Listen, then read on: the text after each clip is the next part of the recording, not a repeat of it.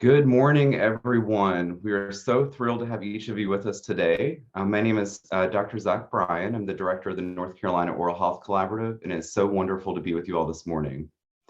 I'm really looking forward to today's events, where I think we'll be challenged to consider our own contributions to the current oral health care system. I also hope that we'll take time to pause, actively listen, and reflect on the opportunities we have before us to make transformative changes that center equity. For those that have worked with NCUHC in the past, and for those who I hope will join us in the future, you will know that health equity is at the center of everything we do. But why is equity in oral health so important? Well, as they say, the data doesn't lie. And what the data shows us is that we have significant challenges in our state and across the country. As we move throughout the session today, you will see firsthand that our oral health care system is plagued by significant but not insurmountable barriers. It's a question of access. It's a question of outcomes. It's a question of basic human rights, dignity, and fairness. But ultimately, and perhaps the biggest question is this: what are we going to do about it?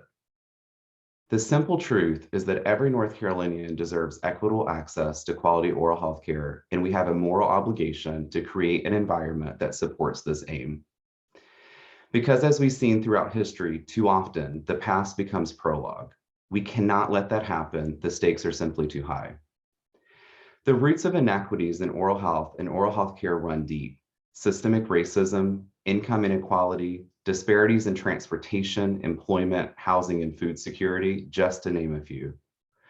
These inequities, as we'll see in the day ahead, cannot be solved by the snap of a finger. They require true systems-level reform over days, months, and years. It's true to say that the road towards equity is not well paved. There will be challenges, old and new, and we will sometimes feel like for every 2 steps forward we take, a step back follows. But as I know that will become clear during my friend Dr. Eleanor Fleming's keynote address, our panel discussion, and tomorrow's workshop, there is no shortage of opportunity, and through collective action, we can drive meaningful change in North Carolina and beyond. We must have crucial conversations, though. Hard conversations that are truly necessary if we are to take the actionable steps towards building a better system that works for all. As we work to advance our shared priorities, I encourage you to keep the words of Dr. Martin Luther King Jr. close at hand. The arc of moral universe is long, but it bends towards justice. I see so much opportunity to transform the oral healthcare system in North Carolina for better together. To be, as Gandhi said, the change you wish to see in the world. It will take all of us, each and every one of us here today, our friends, families, and acquaintances. It will take all of our lived diverse experiences, our unique perspectives, and our different talents and skills, but we can do it, and I'm confident we will together. Today, we'll take a look at the disparities driving inequity in our oral health care system. And in tomorrow's equity workshop, you'll have an opportunity to help shape the future of our work, identifying priorities for collective action. I hope that you'll come away from Oral Health Day inspired. I hope you return to your communities reinvigorated and re-energized about the opportunity to create a more equitable oral health care system in our state, and that you join with NCUHC and our diverse coalition partners to make it happen.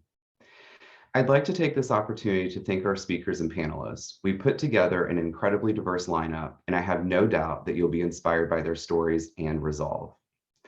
I also want to take a moment to thank the team at NCUHC for making this happen. Oral Health Day and everything NCUHC does the other 364 days of the year would not be possible without the hard work of a dedicated team.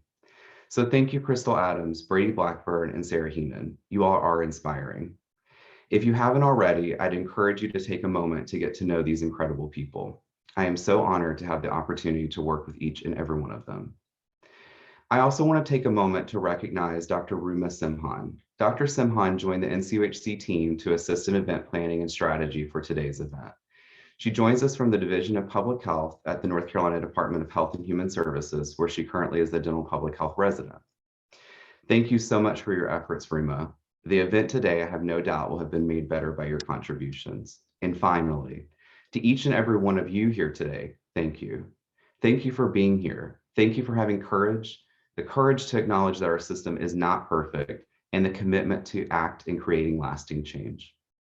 I'm now going to turn it over to my friend, Dr. Eleanor Fleming. Good morning, everyone.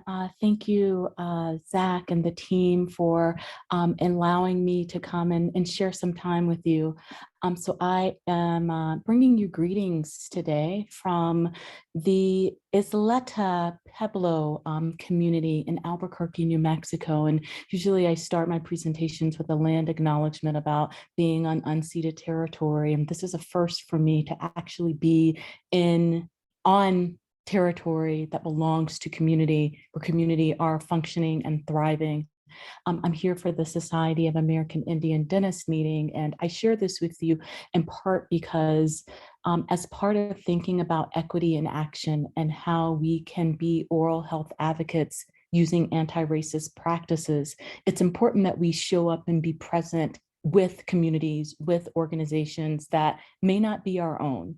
So this is a random plug. I'm not being paid for this or anything like that. But if you are a dental provider, and if you have not considered joining one of the diverse dental organized organizations, I encourage you to do so, both to expand your knowledge, to see equity in action, and for you to be in spaces where you can start to do the work that we all need to do in terms of knowledge building. I also want to acknowledge that I use she, her, hers pronouns. With that, I will get started with a couple of disclaimers. So it's important to know that, what I'm sharing are just the opinions of myself. So they don't represent my employer or any organization that I'm affiliated with. And also the purpose of our time together is, in many respects, for us to think about centering anti-racism and oral health advocacy through a lens of equity. Now, I'm here to offer thoughts, and I'm not here for debate, but I always like to start at this point of kind of what the purpose is, to set the tone so that we all understand, hopefully, what we will be able to get out of our time together. Next, I'd like to give a shout out to all of my collaborators and thinking partners. And what I'm sharing today are, of course, things that I've been working on, but none of us operates in a vacuum. And I think that it's important that we acknowledge those people who have been a part of our work, especially for me in helping to elevate my thinking. I would be remiss if I did not start at my beginning of thinking about equity in action. And that is, the story of Diamante Driver from February 2007. And I'm guessing in a virtual space of advocates that we know the story of a child who was living in the county that to this day still has the largest concentration of Black wealth in the country. And yet he died because his mother was unable to find a provider to take care of a tooth that could have been treated with a filling or an extraction. And so a cavity turned into an abscess that resulted in death. It's important for us to remember Diamante Driver because he is just one of many people who've died because our oral health system, unfortunately, does not function for everyone. And equity is not always centered, which is why we have to do the important work of trying to make sure that our oral health delivery system works for all people, whether it's the future, whether it is children like Diamante Driver in your community, or whether we're thinking about the Isleta Pueblo community where I am in Albuquerque. All people deserve access to oral health services that are appropriate for them.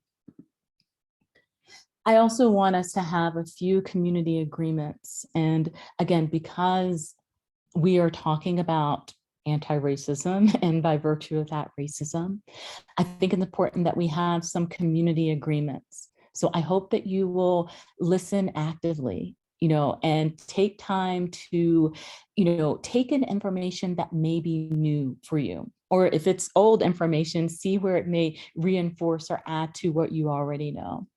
If there's time for questions, I hope that you will speak from your own experiences. I always come into a space assuming that everyone has good intentions and to acknowledge that the impacts of what is said may be hurtful. So I'm saying up front that if something that I say does not land well on you, know that that was not my intent. And of course, we are always, as learners, open to learning and receiving new information. So I read this piece, which I hope that you read in the New England Journal of Medicine this February. And it was a collaborative piece, which was a call for oral health for all from our federal government. You can see the authors who are listed. But I thought that this sentence was especially, it struck a chord with me. Concurrently, healthcare systems should recognize inequities in oral health care and other services and resources in the context of the compounded challenges that affect marginalized populations, including structural and interpersonal racism. To substantially improve oral health throughout the United States, policy changes are needed to reduce or eliminate social, economic, and other systemic inequalities. So we think about oral health as being a matter of teeth. If only Diamante Driver was able to see a dentist, if only his tooth had been restored, all would be well. But what these statements are calling us to do, and I think that what the North Carolina Oral Health Collaborative has been doing for years now, is to help us to understand that oral health and teeth don't exist just in the mouth. Right? What we really are focused on are those social, economic, and other systemic changes that are needed to support health. So perhaps you're familiar with the concept of health in all policies. Maybe you can think about in your own communities where health has been improved by collaboratives with farmers markets and making sure that people have access to healthy foods, or through transportation initiatives, or through doing the really tough work of tackling poverty. But at the end of the day, the policy changes that are needed, I think that is lifted up here, although the words aren't here, are anti-racist policies. So our learning objectives. So in our time together, we will identify different levels of racism. So consider this your Racism 101. I hope that we will leave with understanding how anti-racism can work in the context of oral health advocacy. And then I'd like to leave you with a bit of homework for all of us. So how can we consider opportunities to bring the lens of anti-racism into our work? I'm a little bit clicker happy today, so forgive me for going too fast and then going back. So racism. I remember when I was an undergraduate at Vanderbilt University, I took a sociology course, and Dr. Newsom gave the definition of racism is power plus privilege. I have never forgotten that definition, because to me, it's the easiest way to think about this thing called racism. Now, if we think about racism, and I was very much inspired by this article from Dr. Kamara Jones, who, if you're not familiar with her work, I encourage you to do additional reading.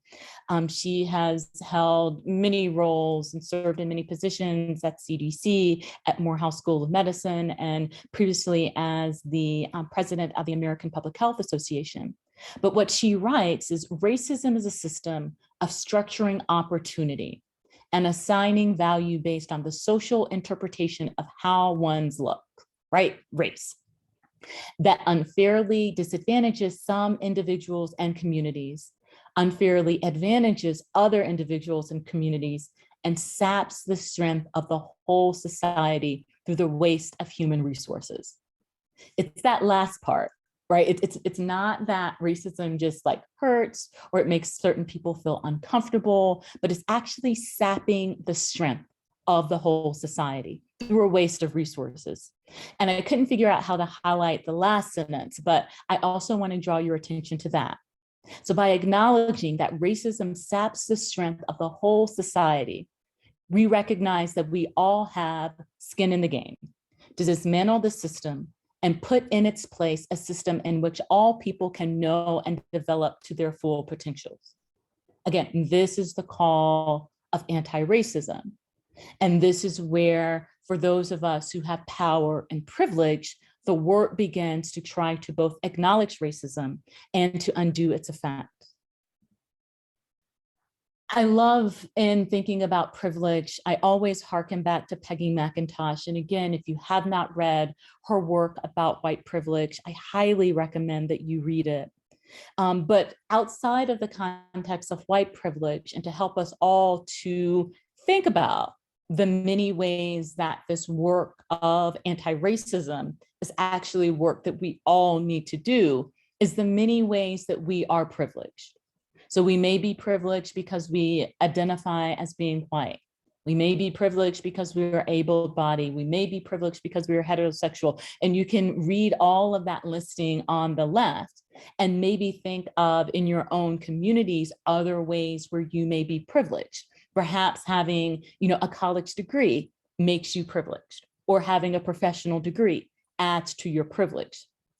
The point is that if we are truly about the work of advocacy, truly about the work of change, sometimes we have to be willing to let go of some of the privilege that keeps us safe, to use that privilege, and also to let go of some of the power that we maintain, so that we can do the work of supporting policy changes and advocacy work, hopefully with others, right? So it's not enough to say, well, I've acknowledged my privilege and I want to go and work on behalf of Black communities in Durham, North Carolina. I want to be their advocate. No. What you may want to reframe that and think about is, I see issues around oral health that I'd like to be involved in with a community that may be disproportionately impacted. How might I work with members of the community? How might we partner and be in a collaborative effort to support those changes that maybe they see that I don't see?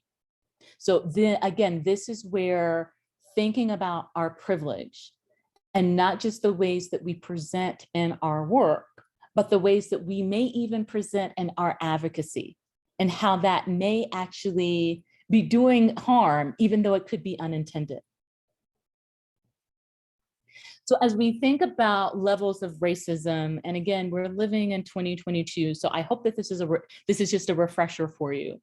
But I found this image, and I like it because, well, one, I like circles, but it also helped me to think about, again, the different levels of racism and how they may show up in our work, and especially work around advocacy.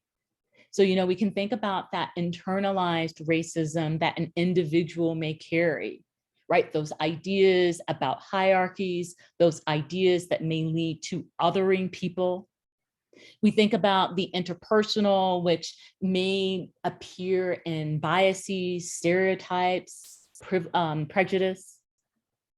Institutional racism, which perhaps is often the easiest one to see, right? Like we can think about how policies are embedded with privileges and prejudices, thinking about our histories, looking at the ways that, different parts of public and private and community sectors may be impacted.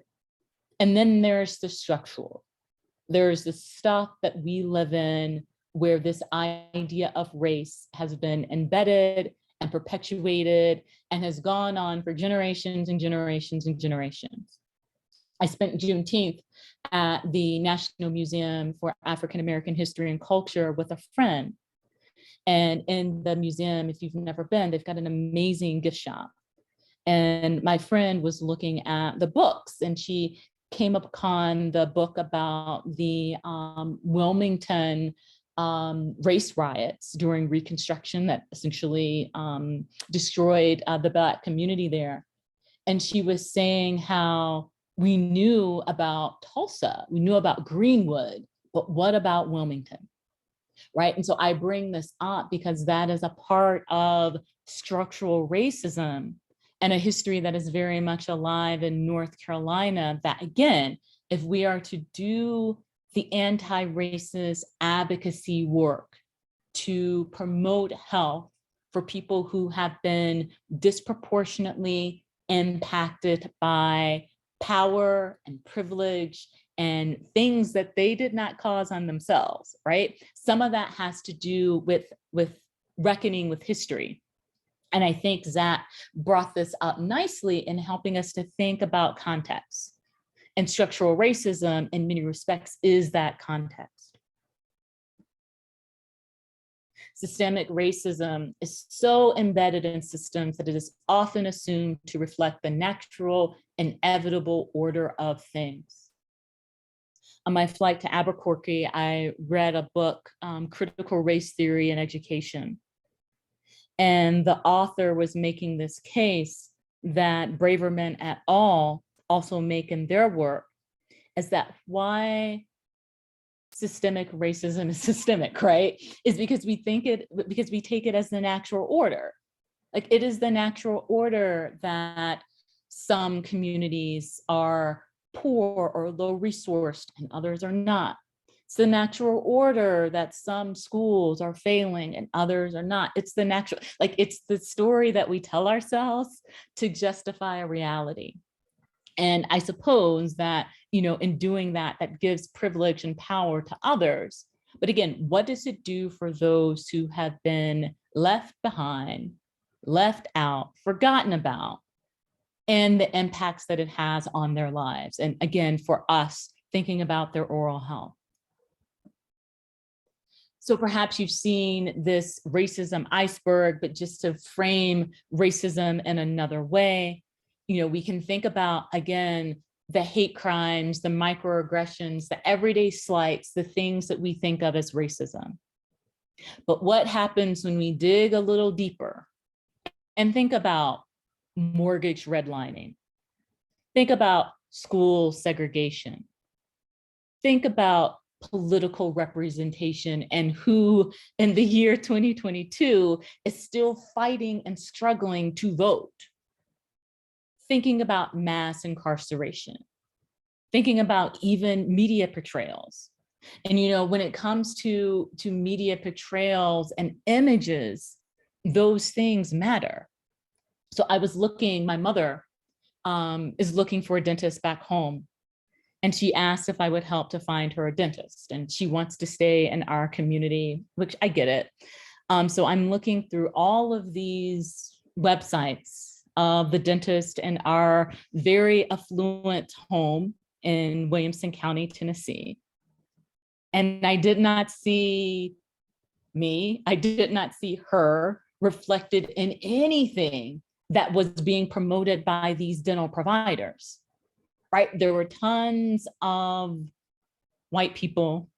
There were tons of people with blonde hair. There were tons of people who, I don't know, like, I share this with you because that is the racism, right? That is the racism that shows up even in innocuous ways. And I'm sure no one, willingly said, I want to design my website for my dental practice, but I only want to feature white people.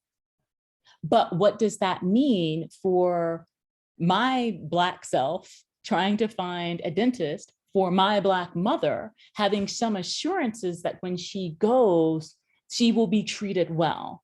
And she will be treated well because my first encounter of these practices says that they have some sense of inclusive practice, some sense of a community that is very broad and very diverse. Now, on the surface, you can say, well, Eleanor, that's just marketing.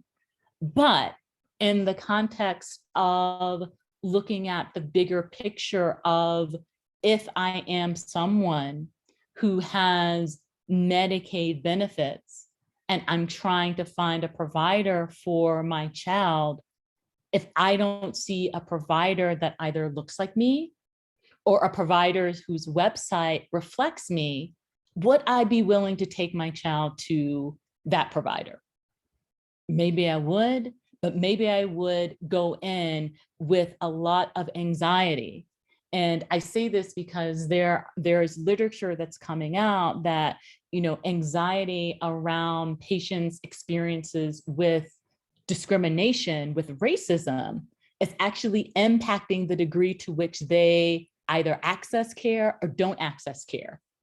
So, right. So this idea of presentation, this idea of thinking about inclusion actually has ramifications when there are people like you advocating for the policy changes for the expansion of Medicaid benefits. But when people get them, they don't feel comfortable using them. So how can we do a both and? A both in advocating for policies, but also supporting practices that are inclusive and speak to the outcomes of equity that we envision. Anti-racism. Now, often we think of anti-racism as like, just don't be racist, right? No, that's not it. That's not it. If it were that easy, then all the people who say that they're not racist would just say I'm anti-racist, but clearly that's not the logic. So what are we saying when we say that we are interested in anti-racism? This is the active process. And I can't repeat enough that it is an active process. Like this is the work that I've been talking about, like this is the work, the active process of identifying and challenging racism. By changing systems, that's what we're doing. Organizational structures, that's what we're doing. Policies, that's what we're doing. Practices, that's what we're doing with all of the advocacy work. And attitudes. How can we do that? To redistribute power in an equitable manner. And again, this is calling upon our definition of racism of power plus privilege. How can we redistribute power in an equitable manner? So Ibram Kendi, and perhaps that's a name that you recognize. I hope that you have taken some time to read his work. But he makes the argument that to be anti-racist is a radical choice. And again, a radical choice because of what we just set up in the premise that it's an active process, that we face our histories. So what happened in Wilmington? All right, what may still be happening in Wilmington? Requiring a radical reorientation of our consciousness. So how can we do the work to be willing to acknowledge our privileges and our power, and to make the space and to be brave enough to let go of some of that power and privilege if it means that what we're doing is that radical reimagining of how life can be, right? What would it look like in North Carolina with an expansion of Medicaid benefits? What would it look like in North Carolina to have a workforce that represents the populations and communities? What would it look like in North Carolina to also have a workforce that maybe includes mid-level providers?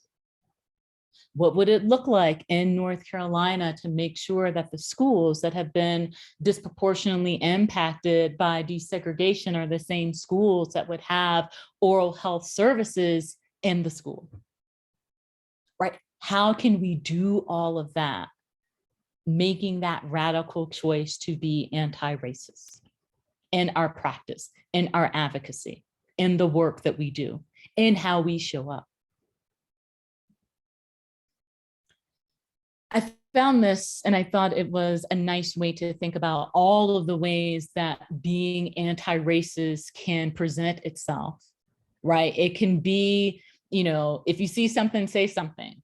So speaking up when there are things that are said that potentially lead to stereotyping and enforcing prejudices about different people.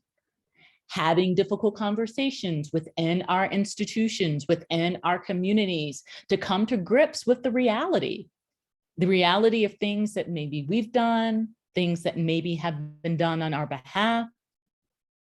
How can we be an advocate and an ally?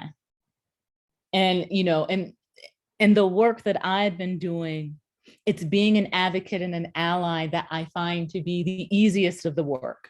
right? Because that's just the relationship building. Like that's where you show up and are present and say, I'm curious enough to learn more. I don't know about your community, about this space, but I want to learn more.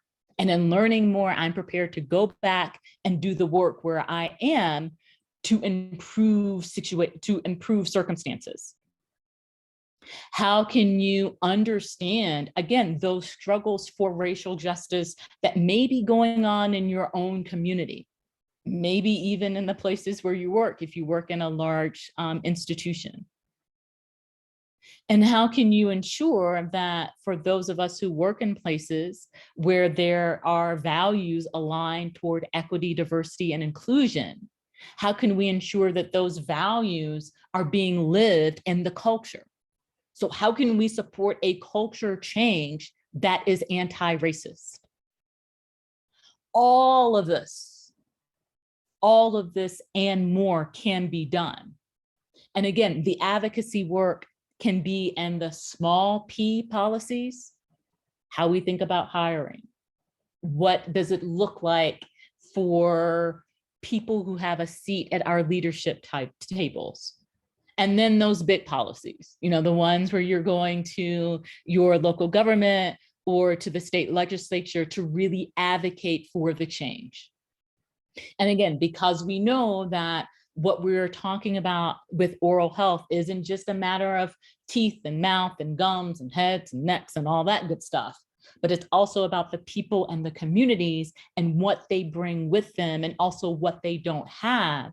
How can all of that be elevated in a practice of anti-racism?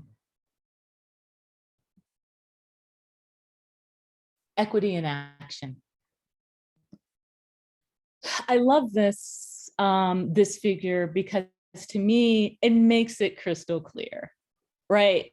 It makes health equity so very simple because on the one hand, we have all of the stuff, all of that ick that makes health equity and disparities real.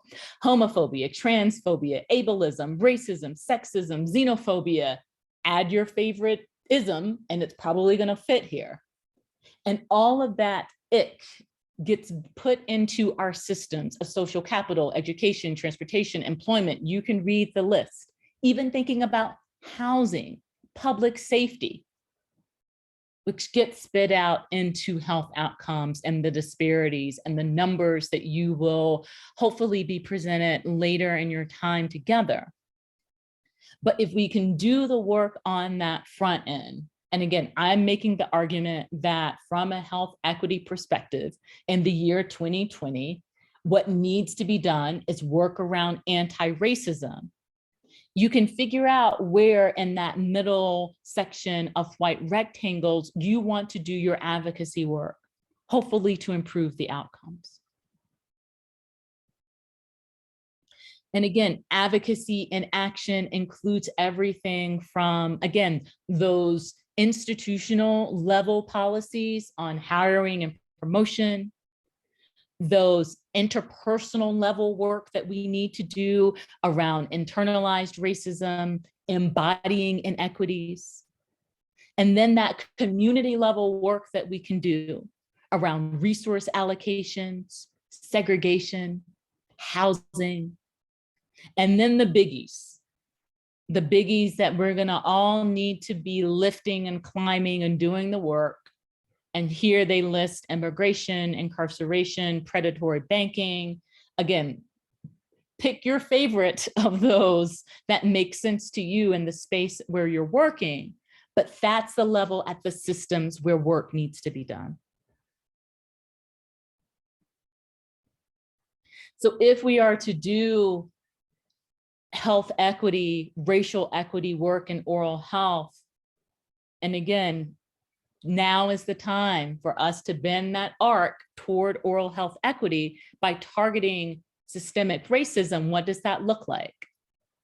Funding interventions tailored towards, here the language is BIPOC, but you can think about any historically and currently marginalized and under-resourced community. Maybe your policy work is around electronic health systems and integrating medicine and dentistry. Maybe you advocate for state student loan forgiveness programs for Black, Hispanic, American Indian, and Alaska Native dentists, dental therapists, dental hygienists, the oral health team. Maybe it's acknowledging and addressing systemic and adverse racism in your dental education setting, thinking about admissions, working to expand Medicare dental benefits in addition to expanding Medicaid. And then the biggie that's always in the room is those payment models that can focus on population level oral health. So these are just a few of the thoughts that my colleagues and I put together. And I hope that if you haven't read the health affairs piece, you will, to again, think about and to see anti-racism at work in advocacy. So now for your homework. I've given us some information. Now the question begins, how will you bring an anti-racist lens to your work? And I hope that you will take a moment to think about what is your one takeaway from all that I've shared, or maybe the little that I've shared, depending upon how you've experienced this. And then can you identify one action step that you might take? So a takeaway and an action step.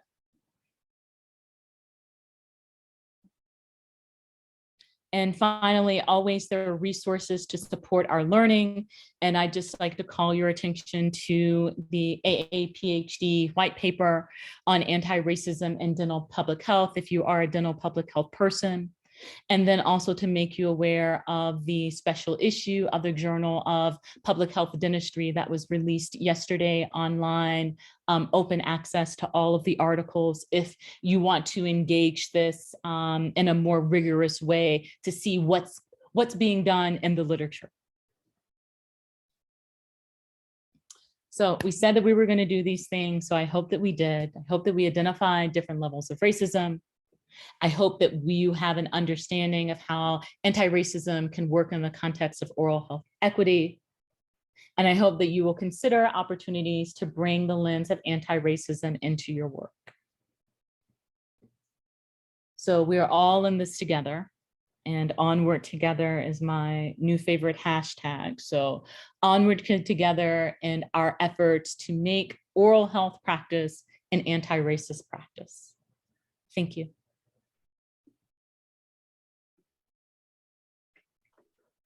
Eleanor, thank you so much for that really powerful presentation. I don't know how you packed so much into such a short amount of time. And thank you again for being willing to speak with us this morning. I think that our whole coalition hopefully gained something from your insights and what you discussed in your presentation. We are a few minutes ahead of schedule, and so would love to open the floor, Eleanor, if you're okay with it, if folks have a couple questions for you, just to try to make it as interactive as possible. The most important question, it looks like it came in, are you on Instagram? So I'm low key on Instagram, but I only do it because I like artists. But I am on Twitter, so at Dr. E Fleming 7 for all of your Twitter engagements. But sadly, yeah, I'm not on Instagram. And thank you all for the lovely and kind words about the feedback about the presentation.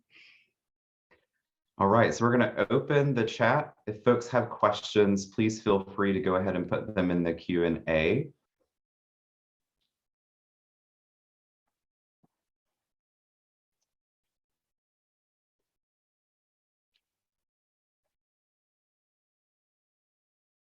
For many reasons, Eleanor, why we're linked up, and glad to call you a friend and a colleague, but I think we both date ourselves when we talk about hashtags. I was teasing with the team the other day. I said I overuse hashtags. Hashtags, you know, are a thing of the past, apparently, or moving in that direction. So I'm sorry, I will still hashtag at every, so call me old and seasoned if you want to, but that's what I'm doing. Hashtag onward together. There we go.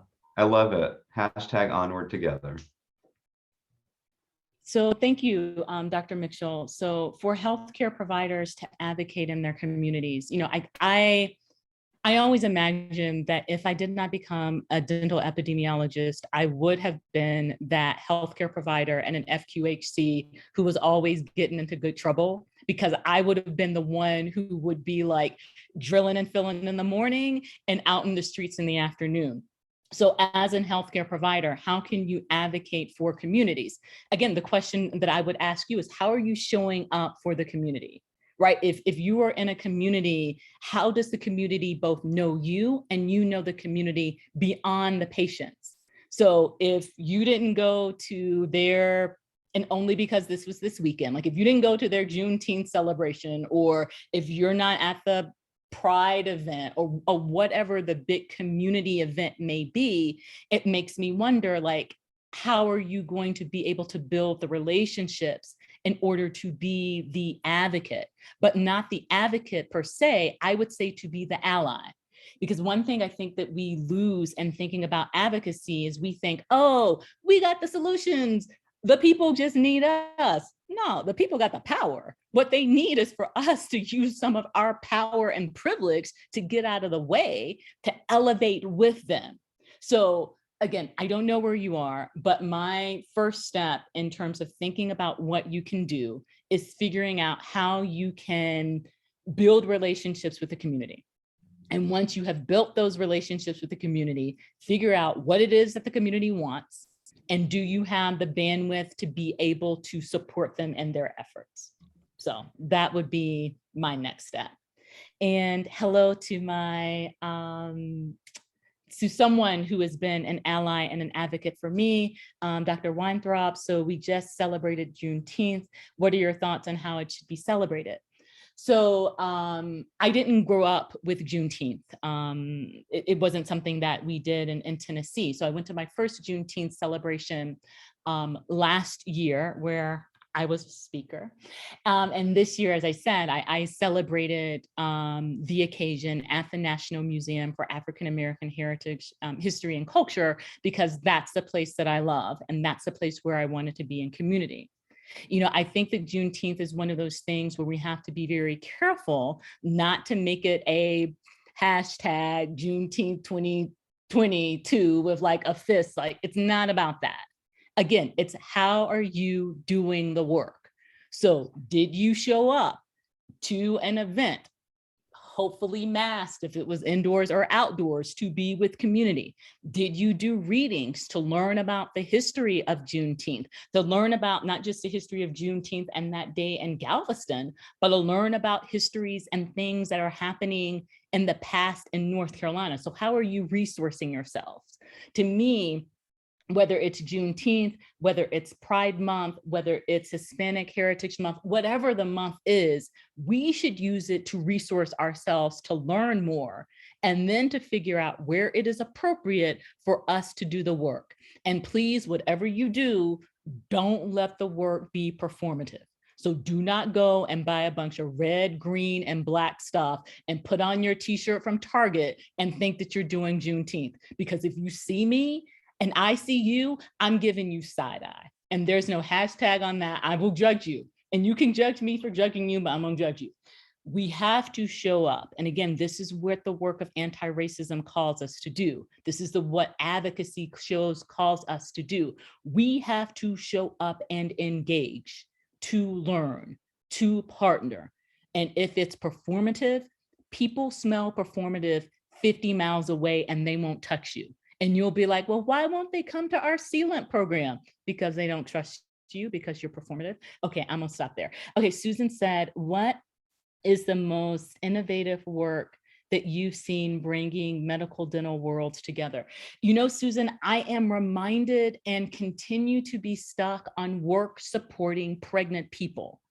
You know, I love that space of how pregnant people are supported from when they are receiving prenatal care, and if there is a hygienist or a dental provider that they can be connected with, and there's that type of coordination, to during that postnatal period of when they are recovering from pregnancy and still maintaining their oral health and developing those habits to then take to a child, which I guess the best medical oral health innovation that I've seen is still into the mouth of babes, which I know I'm probably dating myself, but that to me is work that I continue to be inspired by. But anytime that you have those medical providers who think that they're not supposed to do anything with the head or neck, making those referrals, providing those treatments point of care, to me, that's where the innovation happens. And it's not innovative in terms of like setting the world on fire. It's very basic, but that's the basic that people need, right? People don't need bells and whistles. They need a fluoride treatment. They need a toothbrush. They need a referral. So let's do that. Oh, I see you, Debbie. Yes, it is important that we vote. Anna asks, are there some diversity initiatives that you've seen recently that you feel are moving in the right direction?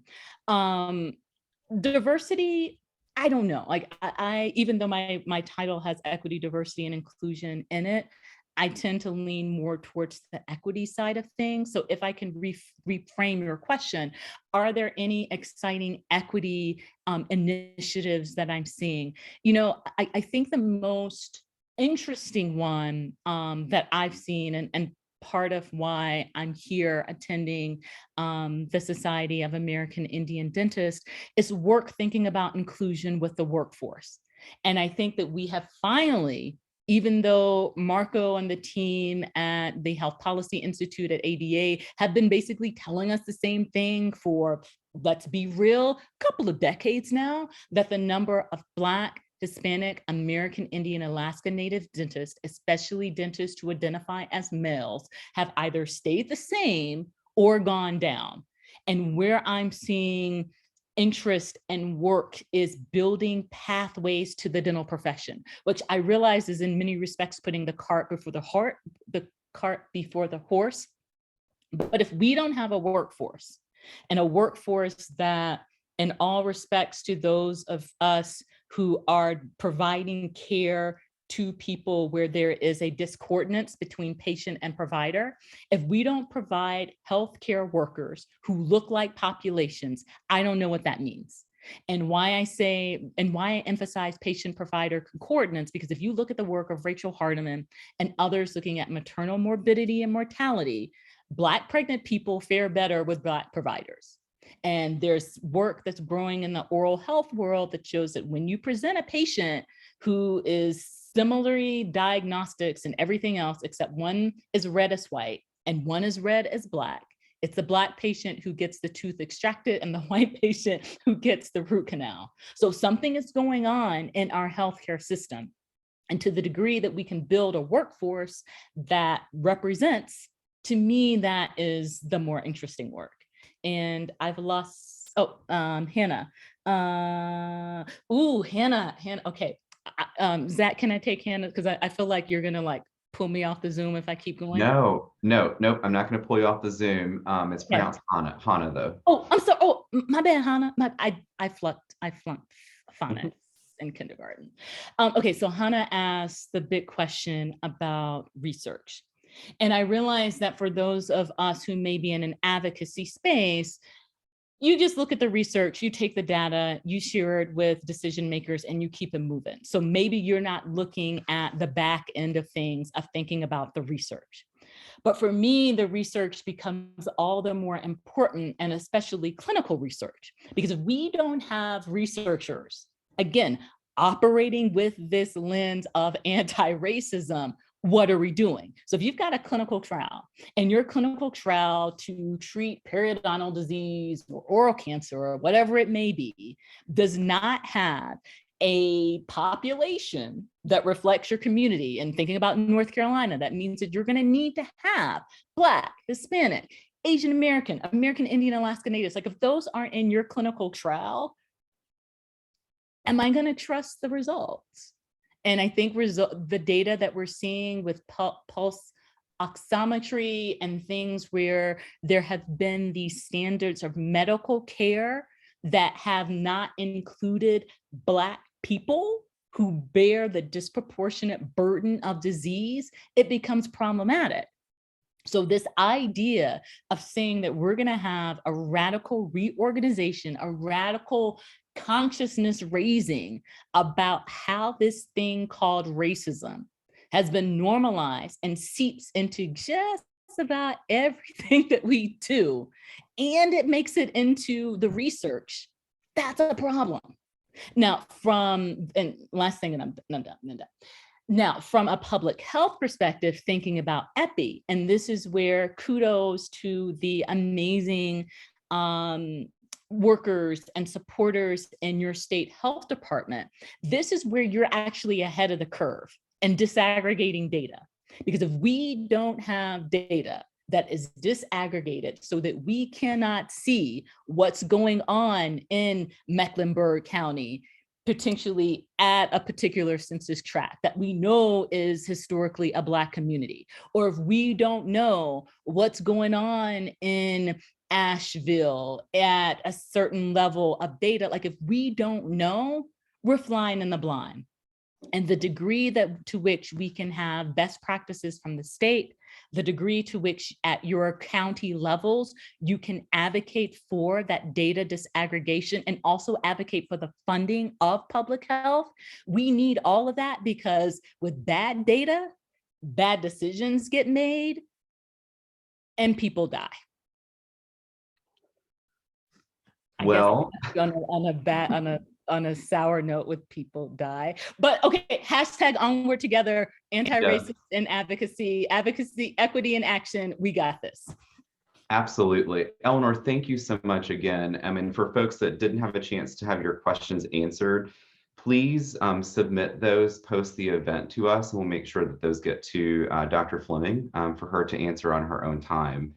I am going to change the agenda up just a little bit. I didn't want to kind of tamper the momentum and the excitement around Dr. Fleming's presentation and having her have a chance to meet and connect with you all and answer your questions. So we are going to skip the state-specific statistics just for the sake of time. What I am going to do, and yes, this is a shameless plug, I'm going to send out the slide deck later after the event in preparation for tomorrow's workshopping event. And so a lot of the statistics and data will be very helpful for folks that are planning to join day 2 of Oral Health Day Equity in Action as we workshop together. So those will go out to everyone tonight, a little bit later this afternoon. So please take a look at them. I'm happy to answer any questions and happy to follow up with folks as well. But I do want to make sure that we transition timely to give our panelists the opportunity to share their own lived experiences and their perspectives. And so I'm going to first go through and just introduce really quickly. I did put in the chat a link to all of their in-depth bios. So if you want to take a look at that, please take a look, click on the link in the chat. Our moderator is Dr. Lou Lampiris. He is with the UNC Adams School of Dentistry. He does call himself Oprah. I'm not sure what that means for him moderating the panel today, but really looking forward to it. On the panel itself, we have Dr. Amadeo Valdez. He is the General Practice Residency Program Director at the Mountain Area Health Education Center, or MAHEC. We have Kurt Leydig, the President and CEO of Delta Dental of North Carolina. Marie Helms, a member of the Parent Advisory Committee with NC Child. Rachel Radford, a member also of the Parent Advisory Committee with NC Child. Dr. Susan Mims, the President and CEO with Dogwood Health Trust. And last but certainly not least, Yasmin Garcia Rico, the Director of Latinx and Hispanic Policy and Strategy at the North Carolina Department of Health and Human Services. So I'm really excited for you guys to hear their perspectives. I think their lived experiences will shine through. So Lou, I'm going to turn it over to you. Okay, I'm unmuted. You can all hear me. Dr. Lou Lampiris. I am recently retired from the University of North Carolina at Chapel Hill. I was the Associate Dean for Community Engagement and Outreach. And Dr. Fleming, we go back a while. She is always a really hard act to follow. So panelists, we've got our work cut out for us. Just so you all know also, and I told this to Dr. Bryan yesterday, that we all know our strengths and weaknesses. And I'm really bad at multitasking. So I'm going to ask Dr. Bryan to keep an eye on the chat box. As questions come in, he can bring them forward to make our lives easier. You've seen everybody's bios, so we're not going to get into that. And I'm just going to start with having some questions for each of our panelists. And even though we didn't get the data presentation, because data always drives policy, we kind of want to do that. What really hits home from an advocacy perspective and really impacting the community is to hear people's lived stories, their experiences. So I really want to start our presentation with Marie Helms and Rachel Redford to talk about what they've experienced in accessing dental services. So I'm going to start with the question, and I think we'll start with one at a time. So Marie, I'm going to start with you. What barriers have you experienced, or has your family experienced, in accessing oral health care services? Hi, so thanks for the question. So in terms of the barriers, my experience revolves a lot around my daughter. She has cerebral palsy, and she has a lot of medical needs. So she's had multiple surgeries in her life, 4 of which were life-saving surgeries. We've been to physicians all over the country, from the Cleveland Clinic to Johns Hopkins, here at Wake Forest, Levine's in Charlotte. So we're very involved with medical care. So one of the barriers that we see is finding providers in the oral health care realm that will kind of meet her where she's at in terms of the oral health care that she needs.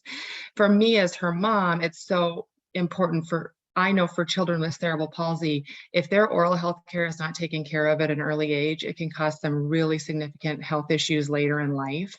And I knew that just from reading when I got her diagnosis at 6 months old. So it was so incredibly important for me to have her start going to that dentist as soon as possible. And what that looked like, so she's in a wheelchair. So if you can imagine, and because of cerebral palsy, that means her legs are really tight. So I can't lift her up and put her in a chair, in a normal dentist chair, if you can imagine that, because her legs don't work like that. The dental chairs don't work like that. So we went to 3 or 4 different dentists where that was my only option, was to have to pick her up and put her in this chair. And then it was a matter of finding a dentist in a dentist office that would kind of work with her. It wasn't something that she could, she's not like a typical child where she can open her mouth because she has sensory issues. So they had to work with her to try and keep her mouth open. And then the first time, we went to a dentist and they wanted to do kind of the whole exam on her. Well, her name's Ellie, and Ellie can't keep her mouth open. She has sensory issue disorders with her throat and swallowing. So anyways, long story short, we finally found a dentist now who's phenomenal with her. She's 11 years old. She's been going every 6 months for 6 years. She's able to stay in her wheelchair, and we just lay her wheelchair back, and they have a room set up for her where her wheelchair can get in there. And then they have a special screen that can go over her so she can look up and she can watch her shows. And the very first time they went, the only thing they did was they opened her mouth and they just used a Q-tip and went around her teeth just to touch it. And that was it. And that was progress for us. And that was great. And it was wonderful. The next time we went back, they cleaned a little bit. And this last time we went back, actually just 3 weeks ago, she finally did the entire cleaning with even some x-rays, which is very unheard of for a child with cerebral palsy at 11 years old to go through that whole process. So I'm sorry that was a little bit long, but for us, it was just a matter of actually finding a place. And to us, it doesn't matter what they look like, who they are, where they're from. It's just a matter of them coming to the level of what Ellie is at and helping her, where she is, and making sure that we can prevent some of this stuff in the future. Thank you so much for telling that story. I have a question, a quick follow-up on that. Yeah. How did you find this particular provider?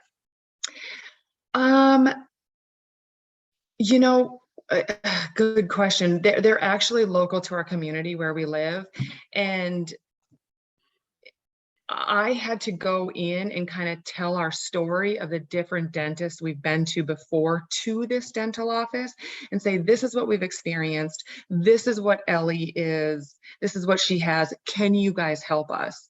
And they had never worked with a child like Ellie before. So for them, it was like they wanted to learn. They wanted to know. So they kind of changed up their practice a little bit to help, to come to Ellie's level. Whereas that was a little bit of something that I know now I should have advocated before with the other practices we went to. I just went in blindly thinking that they were going to come to our level without knowing. So I just think, and that's why I'm so passionate about this, because if we can help communicate to these offices what it looks like, what questions to ask parents or patients when they come in, and I'm optimistic enough to think that 99% of offices would say, what can we do? Instead, parents just kind of think they're going to know what to do. So does that, I don't know if that answers your question. No, that really does answer the question. And I think you've given those of us who are in education a charge already about helping our community of providers understand what they should be doing when patients such as your daughter come for care. Yeah. Great answer. Great answer. Awesome. So Rachel, I'm going to move to you now. Again, we're starting with the lived experience. We're all the policy folks and all the experts around you, surrounding you, but it's your stories that bring life to the work that we're doing. So let's hear your story about the barriers you faced in seeking oral health care for you or for your child. Okay, well, I have two short stories. I was going to do one about myself and one about my sons. I'm a mother of two handsome autistic sons, and whenever I'm speaking, I always have something with autism on me. I have a little autism puzzle piece with me because I always want to acknowledge the community that I'm speaking for. I speak for those who cannot speak, so I always want to make sure I represent them, and I always make sure my sons know when I'm speaking about them, because I never want to speak about them if they don't want me to. So my oldest son now, when he was younger and we were seeking a dentist for the first time, I went to a family dentist, and I assumed that I wouldn't have to talk about what was going on with my son or anything like that. I let him know that he had autism beforehand, but I didn't think it was going to be a big deal. And the biggest issue I faced was they treated us like we were a disease. And to me, it was just very hurtful as a mom, because as soon as I saw them starting to treat us like that, I was like, oh no, here we go again. Somebody that's going to treat us like, we're not a part of society, even though there are so many people with autism.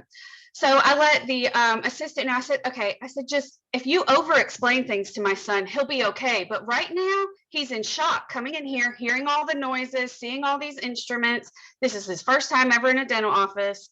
He was 3 years old at the time. So, I really struggled to even get him in there in the first place. And he was terrified, like he was shaking. He was so scared. But he was verbal, so it's not like they couldn't talk to him. It's not like they couldn't visually show him things. It's not like they couldn't have treated him like a human being.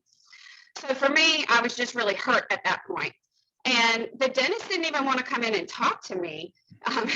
She told an assistant to come in and tell me that they needed to refer me to a pediatric dentist, that there was just no doing this exam today. And I said, no, she needs to come in here and talk to me.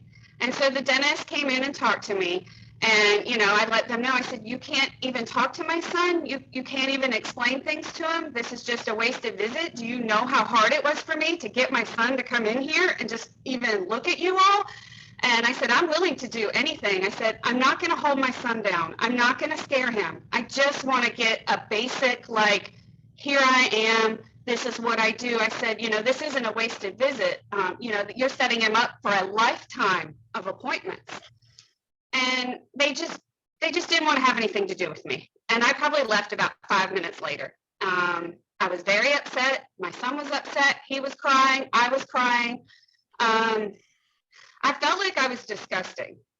And that's a really bad feeling to feel as a mom who adores her son and is very knowledgeable about autism.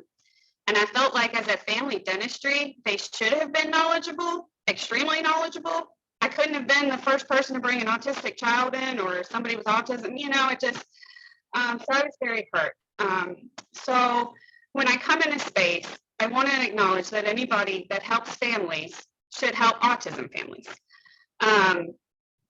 There's no reason to over-explain or under-explain anything. And so for me as a mom, it's very important that no one be afraid of autism, that no one be afraid of people with special needs, that no mother should feel like her child is different. We're all human beings when we get down to it. And that's how my son sees life.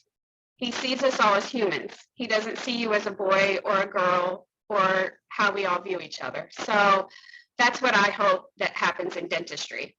We just see us all as humans, and we all want to help each other because everybody helps each other. That's how, we were created. But I don't want to go into anything else on that note.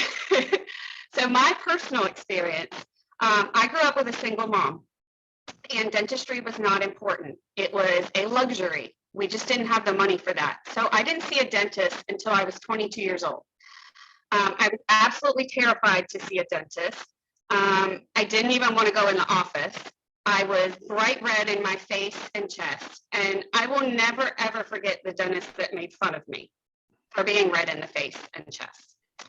And he mocked me, and I felt like the smallest person in the room. But he didn't know, and I explained that it was my first time to see a dentist, but I don't think he realized the scare of being a woman and seeing the dentist for the first time. It's really different when you see a doctor for a physical versus seeing a dentist going in your mouth, not being able to stop them. With a doctor, I can say, lightly touch me there, or don't do that. When someone's in your mouth, you can't do that. So he scared me, and I actually didn't see a dentist for almost 6 years after that.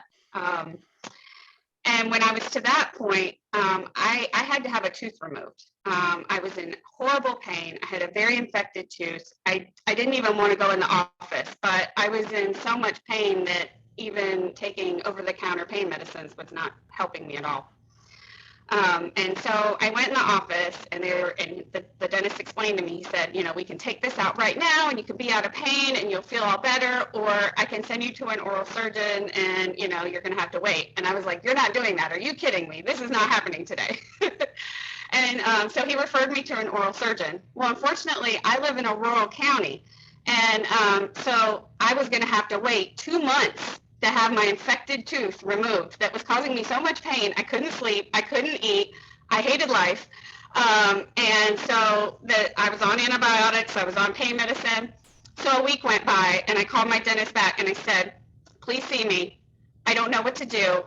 I can't do this, but I need you to be able to do this. So what can we do to get me in that office and get me comfortable and you remove this tooth, because I'm dying. I gotta have this removed.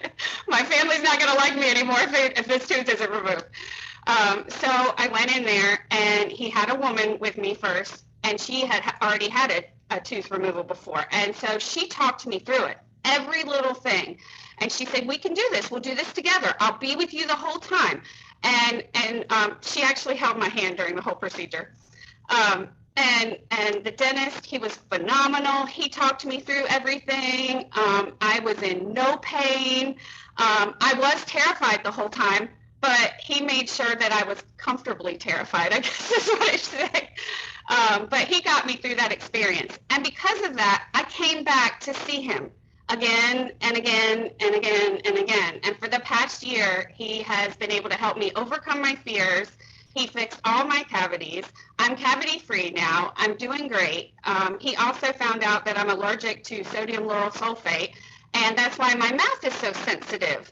And that basically every toothpaste I was using was causing allergic reactions in my mouth, and it was making it harder to eat things and to just in general floss. And here I was thinking I had gum disease and all these oral issues, and it just turned out I was allergic to sodium lauryl sulfate. So as soon as I changed toothpaste and got an all-natural toothpaste, suddenly I wasn't having all the problems I was having. I also had to learn how to floss right. Every time I flossed, I was making my gums bleed. So I'm thinking I have all these problems in my mouth. I'm allergic to sodium lauryl sulfate, and I didn't know how to floss right. And so I had to learn not to floss with my 2 front fingers, and I had to learn to be easy. My teeth are kind of tight together. So I just had to learn how to floss. and how to do general things. But I was so afraid of dentists that I couldn't figure out those things. And my first dental experience was so negative that I never wanted to go back. So it took me until I was in my 30s to finally not be afraid of dentists and to build that relationship of oral health care daily. So those are my two stories. They're wonderful stories. And again, you both set the context for our conversations, and you hit upon so many different topics. Living in a rural area, I couldn't find an oral surgeon. The dentist had no idea what to do with someone who had never seen a dentist before. They didn't know how to treat my child. I mean, you just bang one after the other after the other. We'll come back to you, and folks, again, questions, put them into the chat, the quick Q&A box, and then Dr. Bryan's going to be kind of monitoring that. And from there, now I'm going to move us along, because I think since they've been talking a lot about dentists, we may as well go right to the dentist who's with us this afternoon, this Dr. Valdez, who I also know from my other life. So I'm going to start with you, and you've heard the stories. I saw you smiling. What are some of the most pervasive inequities you see in the oral healthcare system in North Carolina? Thanks, Lou. I want to start with apologizing to Mary and Rachel. You know, as a dentist, it's just so hard to hear these. I don't know if you ever had a follow-up with this dentist, but I'm sorry that you guys went through that. And I want to tell you that as an educator, as a dentist, we're working on teaching the new residents, the new dentists in North Carolina, how to fix these problems, how to take care of patients with IDD, how to take care of patients with anxiety, which is very important. So I'm sorry, I want to say that. But following on Lou's question, I think the bigger part is whenever you have, you know, a dentist that doesn't represent who you are as a patient, right? An inequity doesn't come only just, you know, racial and economic despair, also on representation and on IDD. One thing is access, for sure. You know, we always have that problem when there's not enough providers in the community that take care of Medicaid patients. And sometimes they just open their doors to Medicaid patients on some days when the private insurance or the self-pay patients don't show up, which is surprisingly sad that they do that. So that's one of the biggest things that I have seen in our community in Western North Carolina. And then after that, you have, again, going back to representation, we have dentists that they don't represent their community. So a lot of the patients don't feel comfortable attending to these dental practices. Another thing, barrier can be a language. You know, I work in a big institution where we have access to interpreter translators, and I cannot imagine being in a private practice with access to no interpreter translator. You know, it's very expensive service. So that's one of the things, again, in Western North Carolina that I see in access to care. But I can go on and on, Lou, if you give me the whole hour. But I think those are the main ones that I can think of right now. Well, as a follow-up to that, and the role you play in this as an academician, what role do academic institutions, the dental schools, the schools of dental hygiene, the residency programs play in advancing equity in oral health care? So right now we're working really hard. It's in giving training to our resident. Right now we're going through orientation. This is a cycle where we change residents, and one of the lectures is implicit bias.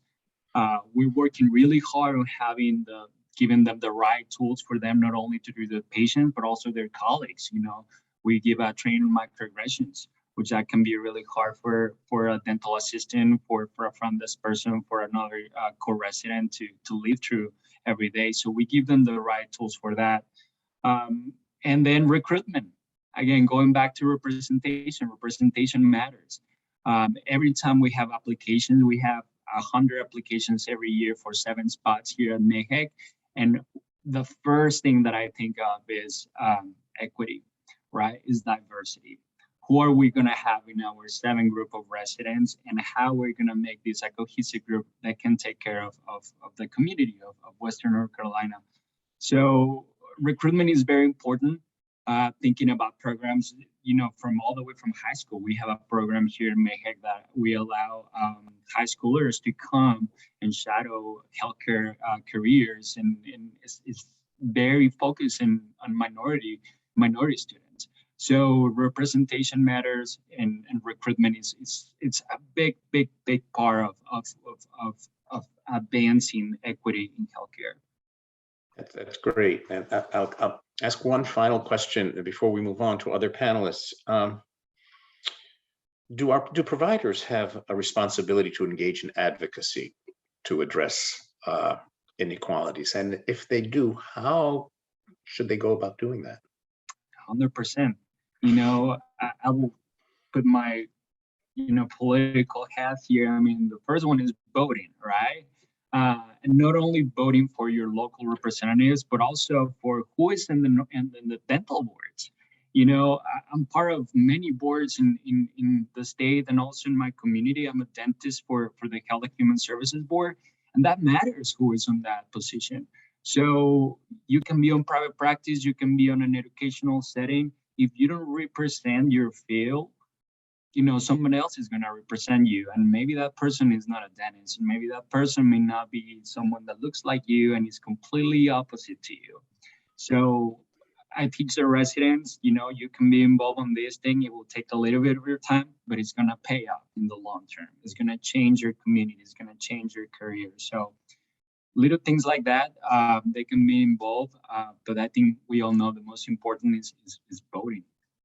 Yeah, well, I'll take a point of privilege here as a faculty member when I was at UNC. Here in Chatham County, where I live, North Carolina requires that there be a dentist on every county board of health. It's in the statute, it's required. And I always emphasize to the students, that's where you can make a huge difference in your community as a leader, and to advocate for patients, to advocate for oral health, to address issues of diversity and equity. So I'm just point of personal privilege, but I thought I'd throw that out because that statute gives us a lot of power to make a difference. And students may or may not know about this. And so I think it's an important point to get across to them. So now to move along, we've got Kurt, you're representing kind of the payer community here. And as a payer, how do you see inequities in the oral healthcare system impacting patients and the providers that you serve? Thank you, Doctor. And it's great to be with you. And my representation comes from primarily the employer group market. So oftentimes we think there's most of the country covered by dental insurance with people that have that access. That also helps to moderate the cost for that access. But across the United States, a recent study by Forbes shows that just 49% of Americans have access to dental insurance. So, it's not even the majority. So the remainder would be government funded or self-pay or really no care whatsoever. So while we do provide the funding through the employer group sponsored plans for their employees to access oral care, we do have the largest network of dentists here in North Carolina, representing now 71% of the licensed dentists. The inequities we see are still people that have those plans that don't even use them. We had one client recently.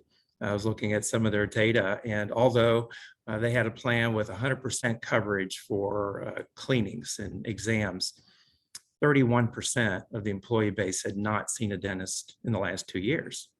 So it's, what can we do as a payer? We want people to use their benefits. We are a not-for-profit dental insurance company. So yes, we still need to end with a positive cash flow at the end, but our mission is to improve the oral health of the communities we serve. And we need people accessing through our plans that benefit. So, Rachel, it could be stories like you shared when you were younger and about the fear that you had. It could be transportation, that someone doesn't have the ability. It could be the fear because, again, the dentist or the staff doesn't look like them or able to communicate with them. So what I'm proud of what we've done is what's on the other side of the 49%, those that do not have the access. Where are those inequities? So as a not-for-profit dental insurer here in the state, we have no owners, no shareholders, dividends don't go anywhere, not paid, reserves stay right here in the state. We take a portion of our residuals and we plow it back to help the underserved communities that don't have that access. And I tell you, that's a passion that drives me. As I mentioned, or if I hadn't, our mission is to improve the oral health of the communities we serve. And we believe everyone deserves a healthy smile, not just some, not most, not just those of us here on this conference today, but everyone. So I'm proud to say, again, I moved here to North Carolina 11 years ago, so a little over 10. We started a program called Smiles for Kids. I know there are many other great programs. Dr. Parker and over at the North Carolina Dental Society, I know has mentioned already the Into the Mouth of Babes program, but what kind of funding can we provide from the residuals from this employer group market to help those that don't have that access to that care? And I'm pleased to say that over the last 10 years, that we've contributed over $500,000 that's helped over 300,000 children and families from Murphy to Manteo, as I like to say, get access to direct oral care or oral health education about the importance of that care to help change their health and improve their lives. And it's not just sending a check, with grants, it's being there, showing up and being involved. Myself and my team, we've been, and again, I'm fairly new to North Carolina, but it's Hertford, it's Faison, it's Perquimans County, Whiteville, been in Rossman, down south of Brevard, because when you're there where the need is, you can better understand the policies that need to be driven on Jones Street to help the other 51% that don't have access to dental insurance. So on a broad base, Doctor, that's my comment. Happy to share any other examples should you desire. Kurt, that's wonderful. And reinvesting in the communities, taking the profit, so to speak, and putting it back into the communities is really admirable and wonderful. I'm going to move it a little bit, though, in terms of the issue of advocacy now. Do payers have responsibility to engage in advocacy to address these inequities in oral health care? And what are the opportunities for them to do so? So it sounds like that's still coming to me. Yes, that's coming to, yes, the role of payers in advocacy for equity in oral health care. Yeah, well, thank you. And hopefully I demonstrated some of that in what I shared before, but at Delta Dental insurance was in our DNA from the beginning. Dental insurance plans began 65 years ago, working with the dentists across America. So we've been long involved, experts in that area. I'm not a dentist, just for full disclosure here. I'm a CPA, so I'm on the business side. But we've been long involved in making sure that we're on the cusp of change as well. I can think about 20 years ago, I've been in the industry about 30, about 20 years ago, we led with evidence-based dentistry programs. So there are individuals that have certain medical conditions, diabetes, for example, that actually need more than 2 cleanings per year. The science shows that if they regularly get cleaning every quarter, so 4 per year, the science and data shows that their A1C marker can be lowered by 1 full point. So think of the positive from the standpoint of better oral health, what it's doing to an overall health and that person's productivity and their livelihood. So 20 years ago, I guess as a payor, seeing an opportunity to enhance equity, I would say, in access and health, was to add that to our insurance plans. I know a lot of times private pay insurers, well, I didn't pay this and they don't pay that, and they don't pay enough. Like I say, we want people accessing the oral health care system. Yes, there are caps at times because it's based on what the employers are willing to offer. So we try to work within it as best we can to provide equitable, quality access to care, design those plans for those that have access. But as I mentioned, to use our residuals, use our foundational work through our foundation, where there are inequities where people don't have that access. Another one comes to mind is silver diamine fluoride, something that we just recently added. I know we worked with Zach and his team on that. Well, my team did, but we provided free CE courses to our network dentists across the state about how to apply that and use that for the difference that it can make as well. That's great. So hopefully that addresses your question. Yeah, it does. And thank you so much. Now we'll move again across our panel here. And Ms. Garcia Rico, great having you here. And kind of you sit within that frame of the policymaker, decision maker. So my question for you is, from your perspective, what policy barriers are most impeding access and equity in oral health care in North Carolina today? Thank you. It's a pleasure to be with all of you today. I'm here representing the Department of Health and Human Services. And just for transparency, I don't work in oral health directly, but I have a lot of expertise working with the historically marginalized populations and especially with the Latino population. Some of the points that I will highlight have been mentioned before, so it's great to hear that the themes are coming up and that we are thinking about those barriers. As we know, in the Latinx population and in many refugee communities, some of the main barriers include language access, as it was mentioned by Dr. Valdez. For some people who don't know English, it is difficult to access the dental health care and to navigate the system. And so covering interpreter services for beneficiaries who may have difficulty communicating in English would be a major step forward for Medicaid and health choice beneficiaries and their families, and for those enrolling dental providers, and for dental providers who struggle to find affordable interpreter services. So I think addressing language access from a policy and program level would be very important. It has also been mentioned that most residents in rural areas who did not receive oral health care in the last year are people of color and low-income residents.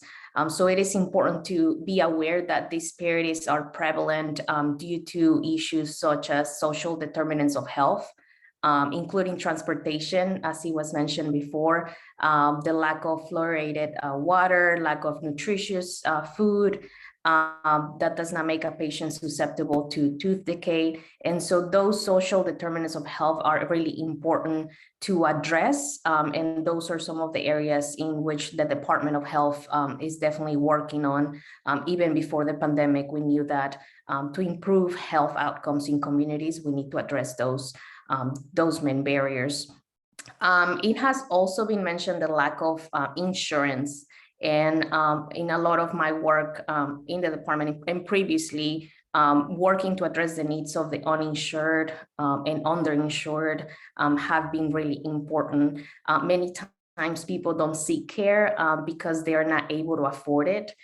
Time constraints have played also a major barrier for people. And I'll give a couple examples. I live in Alamance County, which is fairly close to the UNC School of Dentistry. A lot of people have helped to refer them to services there.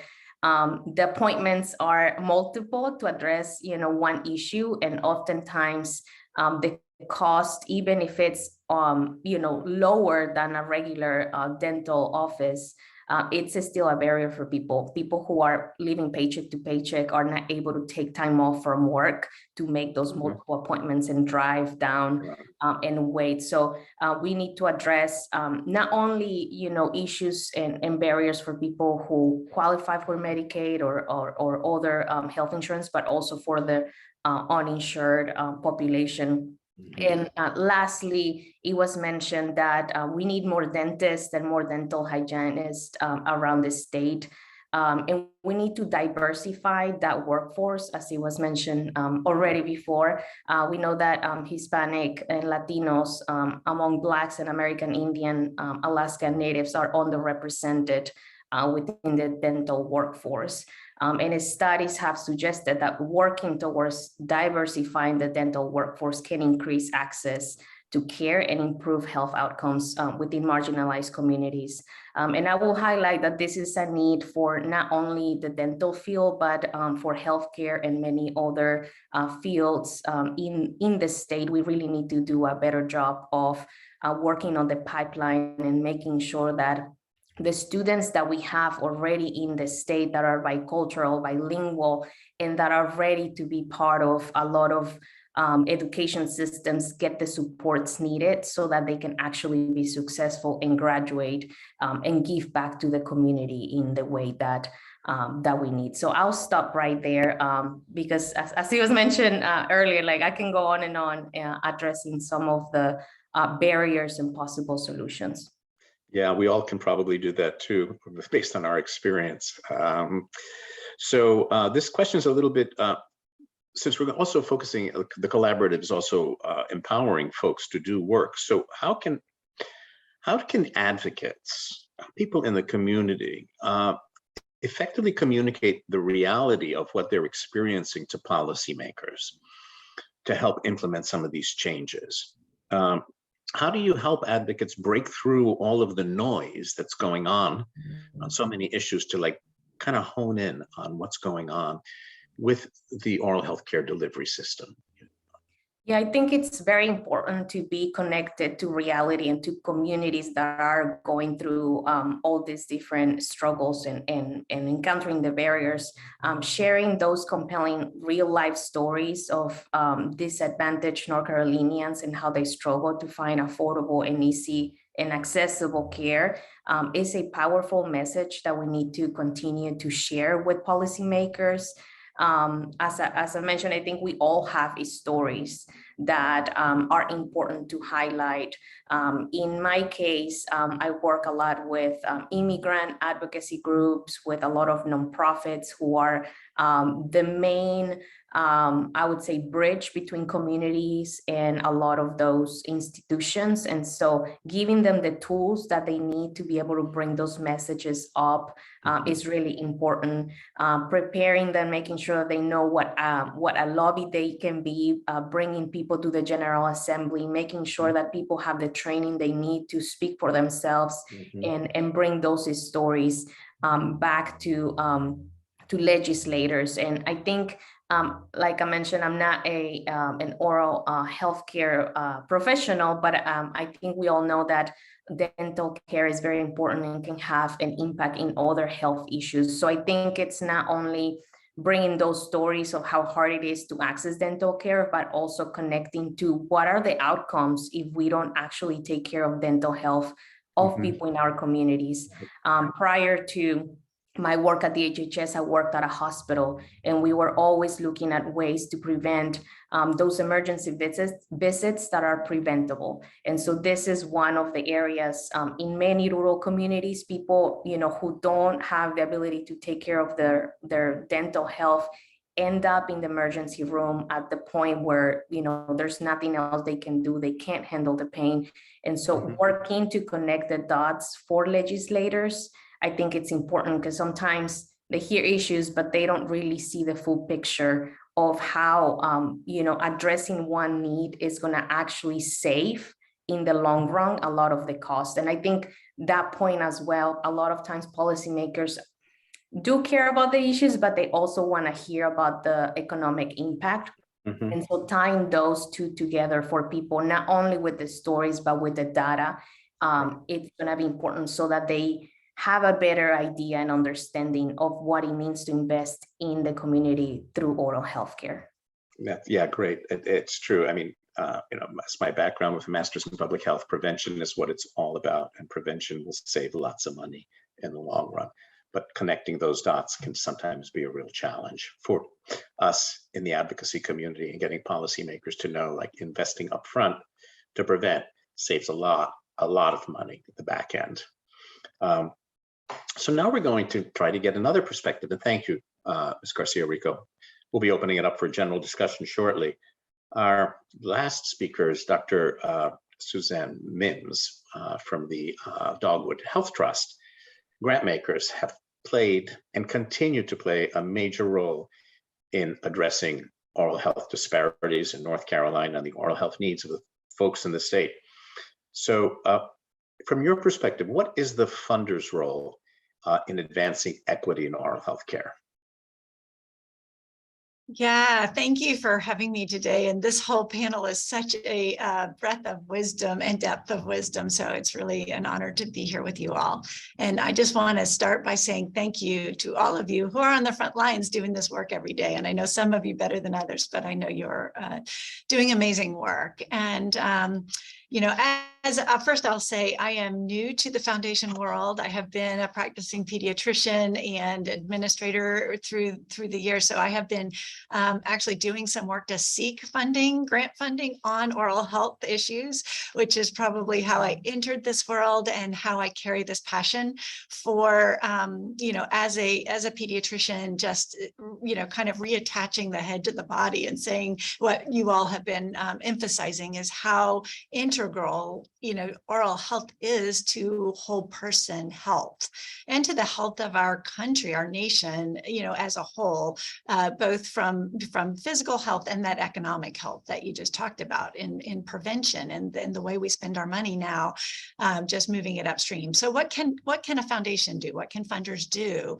I think that we are in a very unique role to try some things, take chances.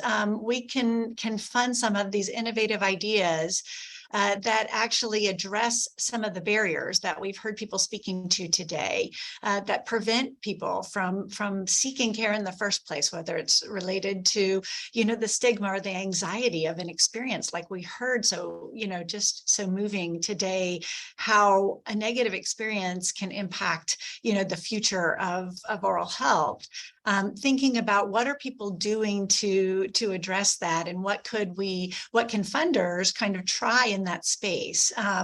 We are working with, you know, also in seeking care, thinking about, we're doing some work with the Oral Health Collaborative, which is so exciting, about funding oral health dental navigators who are, you know, outside of the healthcare system, because we sometimes know, you know, people don't even get into that healthcare system. And how can we bring you know, expand the workforce and bring oral health services to folks where they are, whether it's in schools or through, you know, alternative providers, a more integrated comprehensive care team. And then thinking about, you know, the workforce. At Dogwood Health Trust, we are focused on the social determinants of health, social drivers of health. So I'm so glad people have brought that up multiple times here. And, you know, I just remember you know, taking care of a child that this just left an indelible mark in my brain of, you know, trying to talk with a young patient about brushing her teeth. And she explained to me that she couldn't brush her teeth because she had nowhere to spit in the back of the station wagon where they lived. And, you know, there's no amount of education around brushing teeth that I could give to that family that was going to change their circumstances. They need a safe place to live before they can think about their health care. So these, you know, I'm so glad people brought up housing. We focus on housing, education, economic opportunity, all in the name of being a health trust. And so you know, really thinking about the opportunities that we have as a foundation, especially in the era right now of where we are as, I think, a country, but really moving meaningfully into value-based care. And that as we move to value-based care and aren't paying a fee for every service, but we're, you know, some entity is responsible for the global cost of the care, people are going to get it. And we as advocates in that role can say, look, we already have the data. I know we didn't get to hear the data today, but we know that prevention works, and we know what those barriers, you all have so eloquently described, the lack of the workforce and the other things that we need to do to be ready with a diverse workforce who understands what it means to take care of people, especially children, and especially children with disabilities, and really understanding trauma-informed care and understanding addressing the linguistics issues and all of those things that are barriers.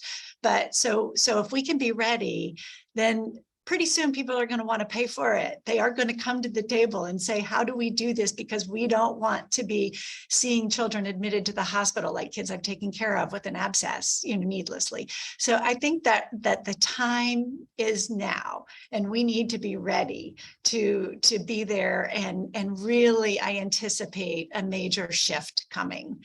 So I appreciate all that everyone's doing, because it takes all of us.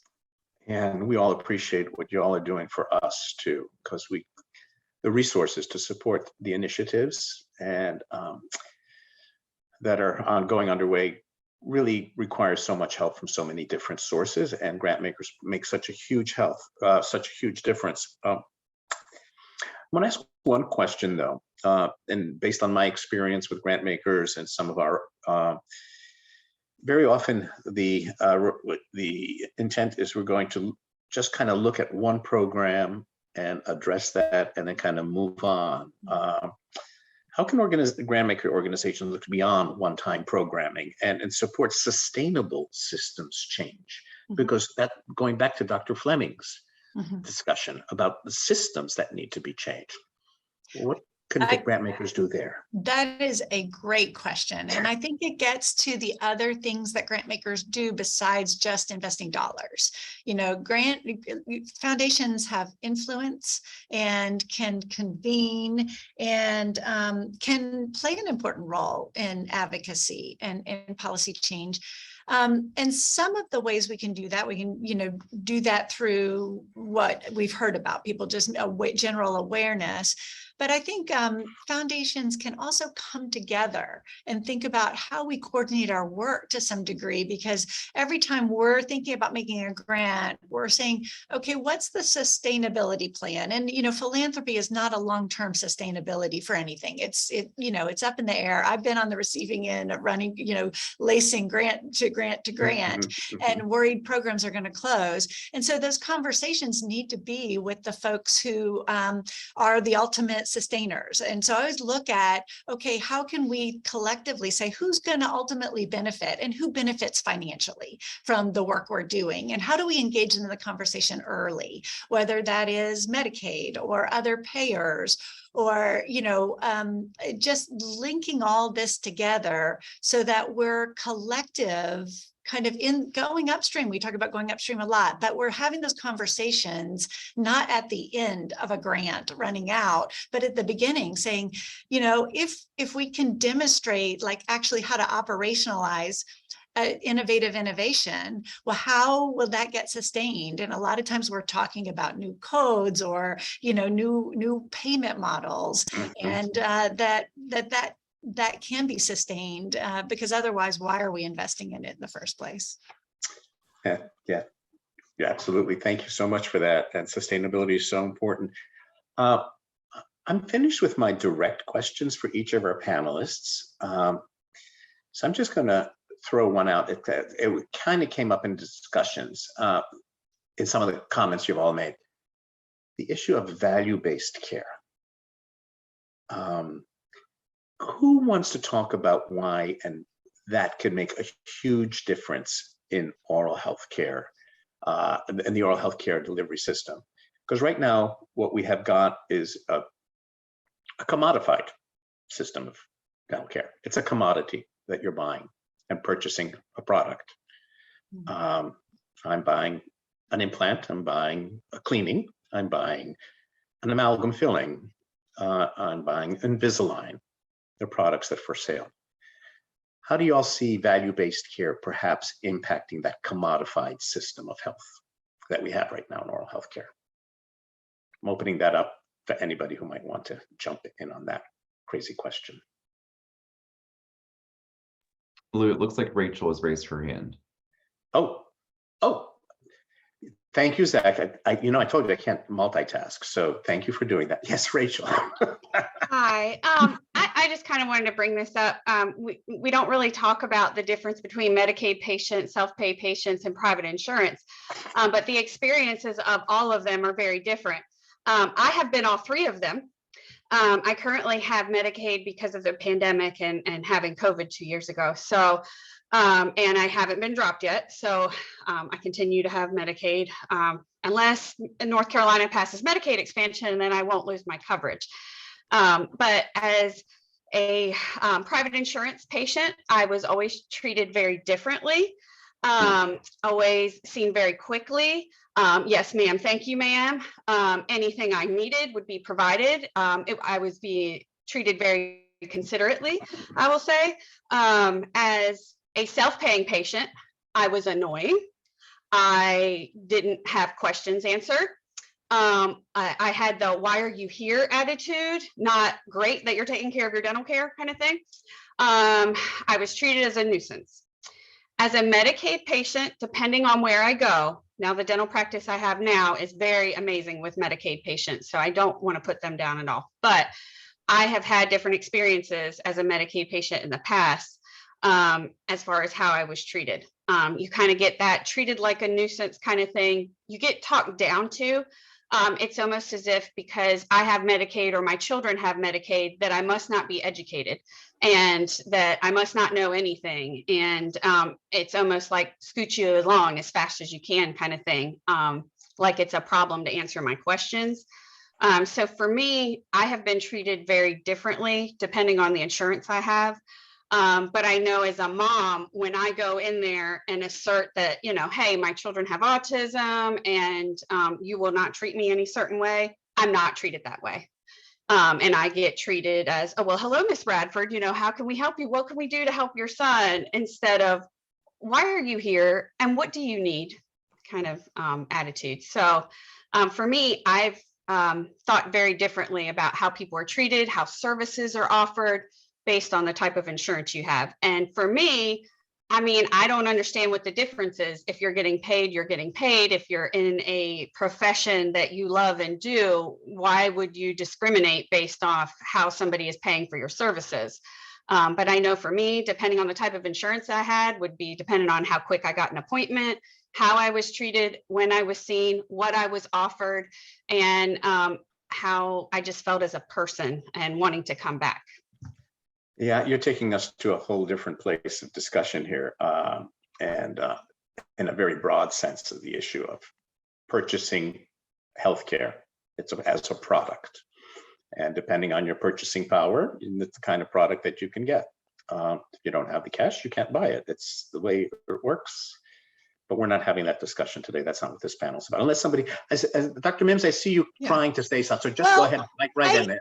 I think that Rachel, what she's illustrating is a completely separate dental, access to dental services. And if we think about value-based care, that's really coming to the medical world.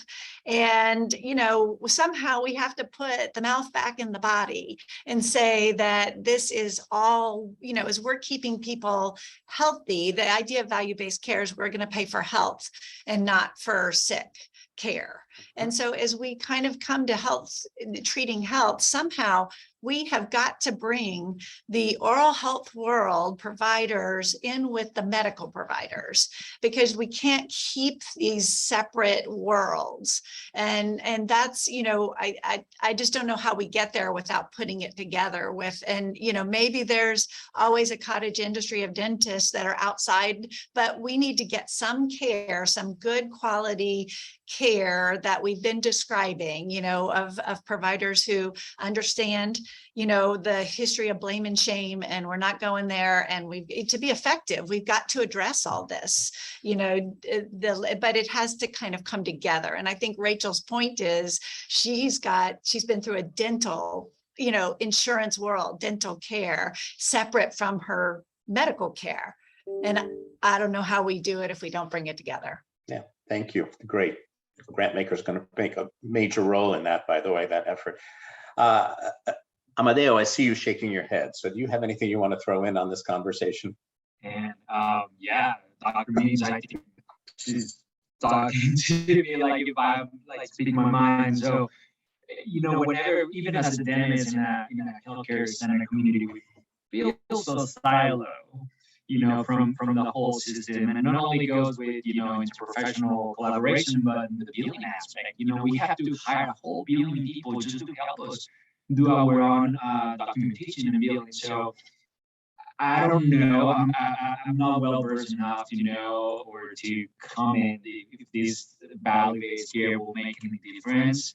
To be honest, I just know that dentists in private practice, they're running business. And if a decision of taking an insurance versus other insurance will affect their business, they will not take that insurance because at the end of the day, they want money.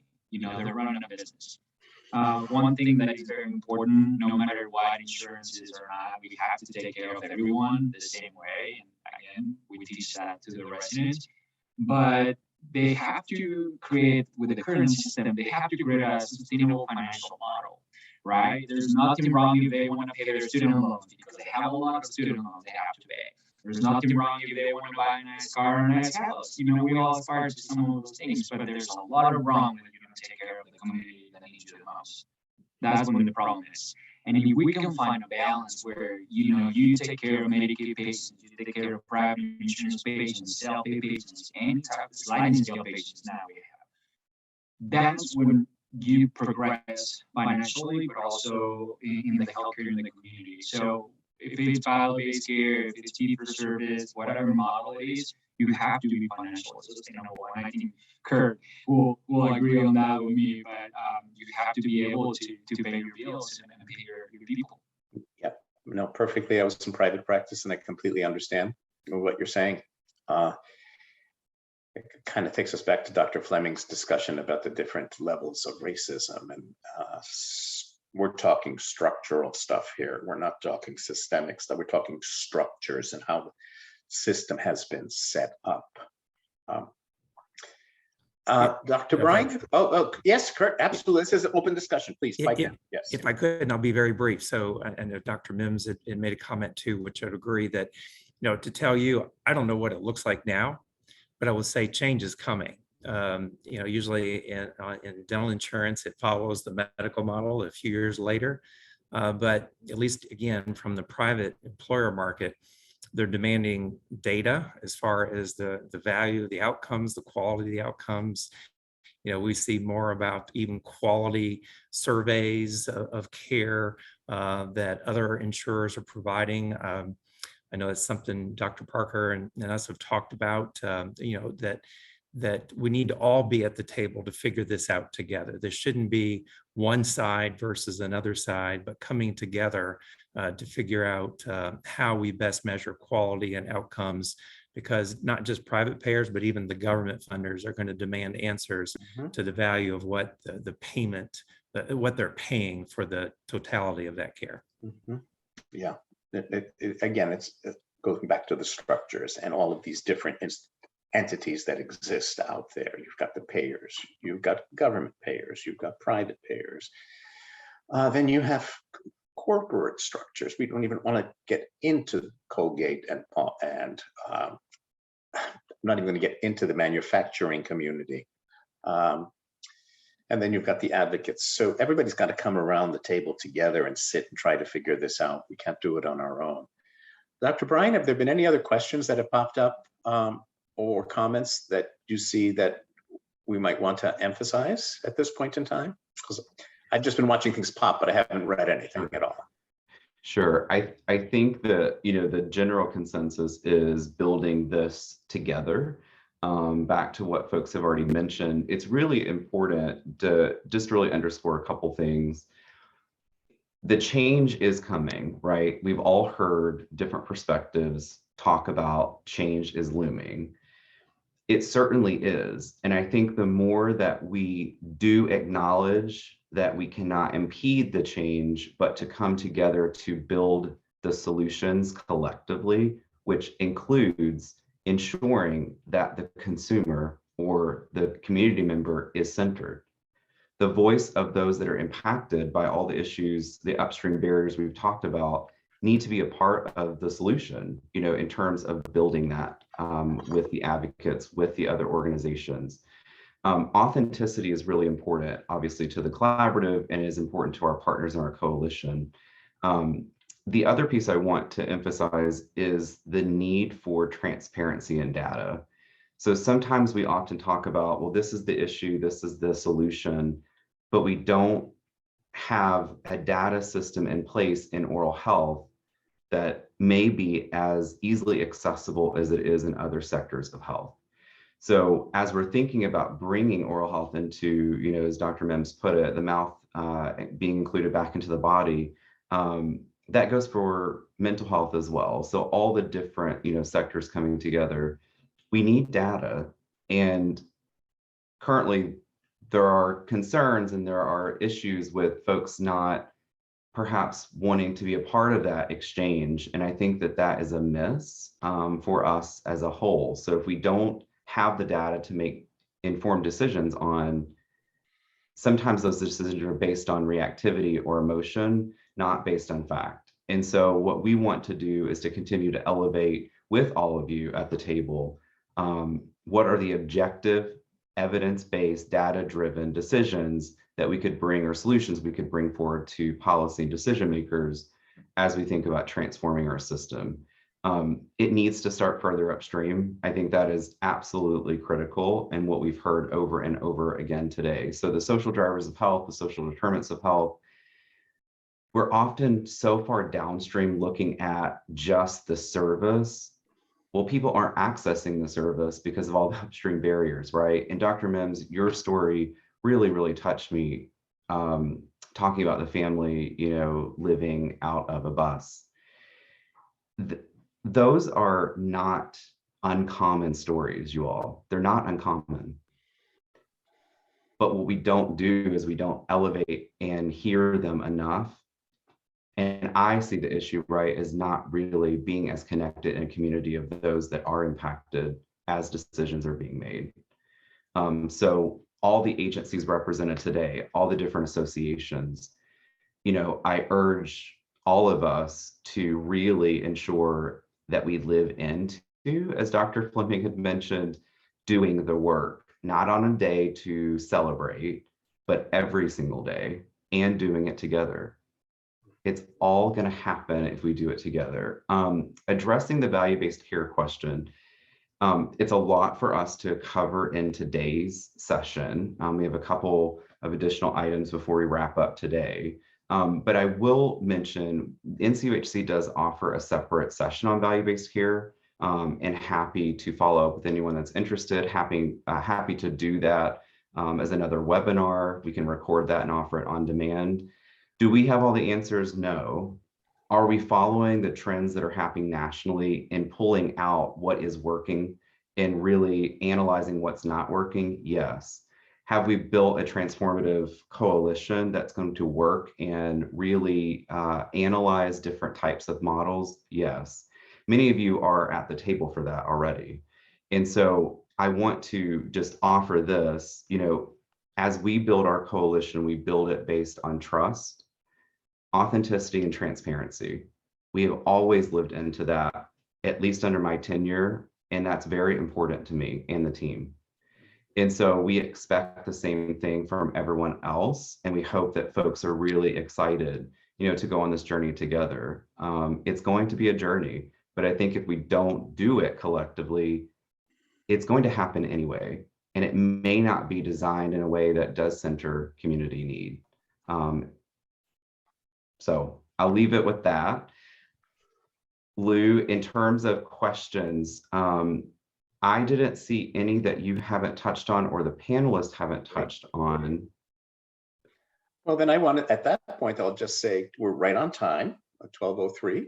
I want to thank this great group of individuals who came together and spent this last hour trying to get our arms together as a community around the issues from where the different places we all sit. And it was really wonderful being here with you, and an honor. And on that note, I just want to thank every one of you for spending this hour with us today. It was really valuable. And I see from the schedule, there's some closing remarks that are coming up next. And then we'll move forward and go to lunch. So I'm putting it back to you, Zach, and thanks panelists very much. Thank you all. Jane says, great job, Oprah. All right, so we're going to lead into, as you saw in the promotional material of our event, this year we were going to offer an Equity Achievement Award. And so I am going to reshare my screen here. Just give me 1 second.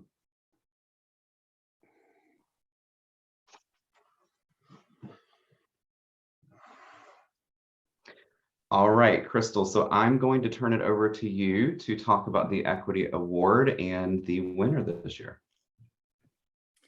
Well, good afternoon, everyone. I'm Crystal Adams, the Associate Director for the North Carolina Oral Health Collaborative. I appreciate everyone attending today's Equity Summit events. I have the honor to present the 2022 Oral Health Equity Award. This award is being presented to an oral health care organization that is focused on decreasing inequities and reducing disparities in oral health care in North Carolina. The organization was selected based on alignment with the North Carolina Oral Health Collaborative's mission, demonstrating efforts to reduce disparities in oral health care and exemplifying targeted and sustainable efforts to improve oral health outcomes in historically marginalized communities. While many of the nominees are deserving of this award, one organization stood out to the reviewers.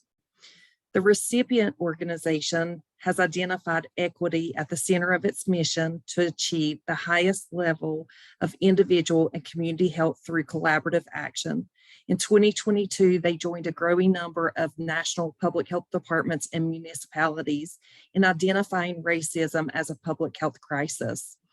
Their overall goal is to advance equity by maintaining a strong, diverse infrastructure, utilizing innovative and effective assessment tools, and promoting policies that enable successful outcomes for all staff and community members. In addition to the organization's equity-centered mission, they provide oral health care to various underserved communities, including uninsured and underinsured populations, patients with special needs, patients who reside at nursing homes or assisted living facilities, and children with a high risk of dental disease. They also provide free dental care to indigent and uninsured children ages 0 to 5 years to ensure the establishment of a dental home. Lastly, this organization offers patient-centric care that incorporates individualized self-management goals so patients can be involved in improving their oral health. Please join me in congratulating Cabarrus Health Alliance for its commitment to equitable oral health care. The North Carolina Oral Health Collaborative is ecstatic to recognize the equity-focused efforts to this organization. Cabarrus Health Alliance efforts will be awarded a plaque, as you see on the screen, and $2,500. The funds will be used to further the organization's efforts to ensure equity in oral health services in North Carolina. Thank you. Thank you so much, Crystal. We can have a virtual round of applause for Cabarrus Health Alliance. They're doing some really innovative, amazing work. We had so many, the dental director actually for Cabarrus is on with us, Dr. Ellie Steele, and we did not announce this pre-event, so she's seeing it for the first time. But we did receive many submissions, and definitely Cabarrus, rose to the top in terms of our review scores. And so we're really excited to offer this award to Cabarrus this year. Congratulations. All right, so that brings us to closing remarks. And I just have a few that I want to highlight, and then again, reemphasize that we are doing this event this year in 2 parts. And so tomorrow is an interactive breakout workshopping session where folks will be placed into breakouts to really start to identify sustainable, actionable solutions to some of the barriers and challenges we discussed today. Those will all then be brought together into an equity framework that will be developed by NCOHC and our coalition partners after today's and tomorrow's event.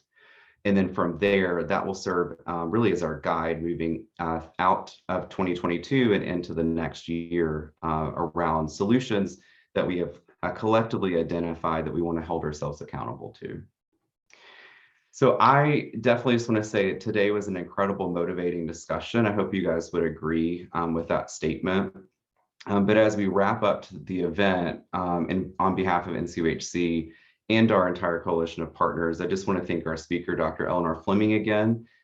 You all saw all of our promotional materials really pushing, saying, don't miss Dr. Fleming's keynote. I hope that you agree that that was an accurate statement.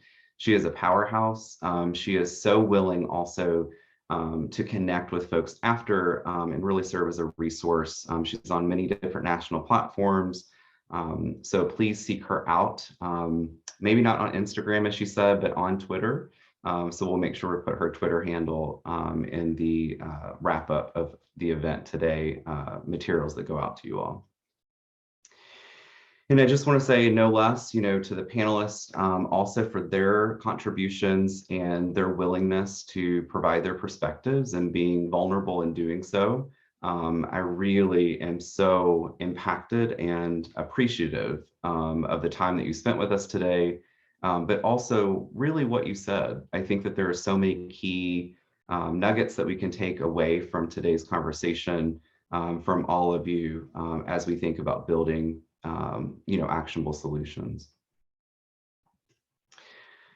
All right, so tomorrow, as I mentioned, is the equity workshop. And so everyone should have received already the link to join that. It is different. It's on a regular Zoom meeting style, not on a webinar. So we could do some breakouts.